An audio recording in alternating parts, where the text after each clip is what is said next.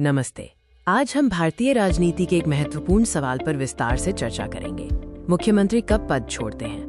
ये विषय हमेशा चर्चा में रहता है, खासकर चुनाव परिणामों और राजनीतिक उथल-पुथल के बाद। हम इससे जुड़े संवैधानिक पहलुओं को समझेंगे। यह वीडियो मुख्यमंत्री के पद छोड़ने के समय और उससे संबंधित संवैधानिक प्रावधानों पर प्रकाश डालेगा, जैसा कि हाल के एक राजनीतिक संदर्भ में देखा गया है। हाल ही में पश्चिम बंगाल चुनाव परिणामों के बाद मुख्यमंत्री ममता बनर्जी ने षड्यंत्र का आरोप लगाते हुए पद से इस्तीफा न देने की बात कही।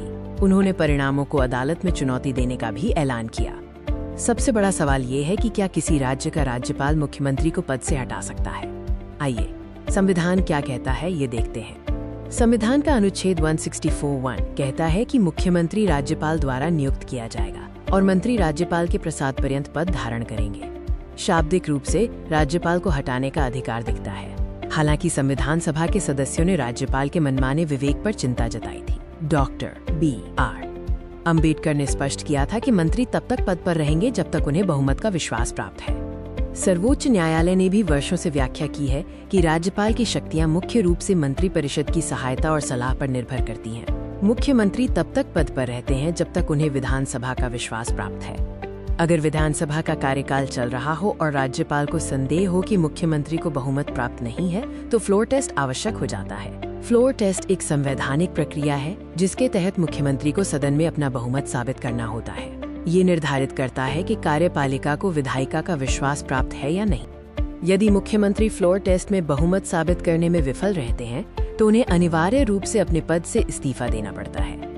यदि कोई भी पार्टी या गठबंधन सदन में स्थिर सरकार बनाने में सक्षम नहीं होता है, तो अंतिम उपाय के रूप में अनुच्छेद 356 के तहत राज्य में राष्ट्रपति शासन लगाया जा सकता है। अब देखते हैं कि जब विधानसभा का कार्यकाल समाप्त हो जाता है, तो मुख्यमंत्री के पद पर क्या असर पड़ता है। संविधान का अनुच्छेद 172 राज्य विधानसभा की अवधि से संबंधित है।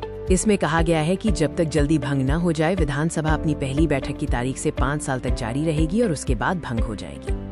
विशेषज्ञों के अनुसार चुनाव में हार के बाद औपचारिक इस्तीफा देना केवल एक परंपरा है। विधानसभा का कार्यकाल समाप्त होने पर मुख्यमंत्री का पद अपने आप ही समाप्त हो जाता है। चुनाव परिणामों को कानूनी तौर पर कैसे चुनौती दी जा सकती है? इसके लिए 2 मुख्य तरीके हैं। संबंधित उम्मीदवार के चुनाव परिणाम घोषित होने के 45 दिनों के भीतर कलकत्ता उच्च न्यायालय में चुनाव याचिका दायर की जा सकती है।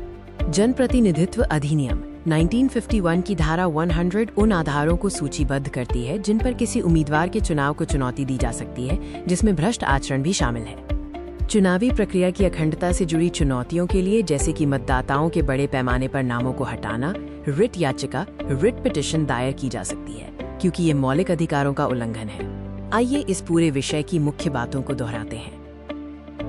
संक्षेप में, हालांकि अनुच्छेद 164 फीट राज्यपाल के प्रसाद पर्यंत की बात करता है, लेकिन व्यवहार में मुख्यमंत्री का पद तब तक सुरक्षित है जब तक उन्हें राज्य विधानसभा का विश्वास प्राप्त है। फ्लोर टेस्ट बहुमत निर्धारित करता है और विधानसभा का कार्यकाल समाप्त होने पर मुख्यमंत्री स्वतः पद छोड़ देते हैं। कानूनी लड़ाई जारी रह सकती है। धन्यवाद।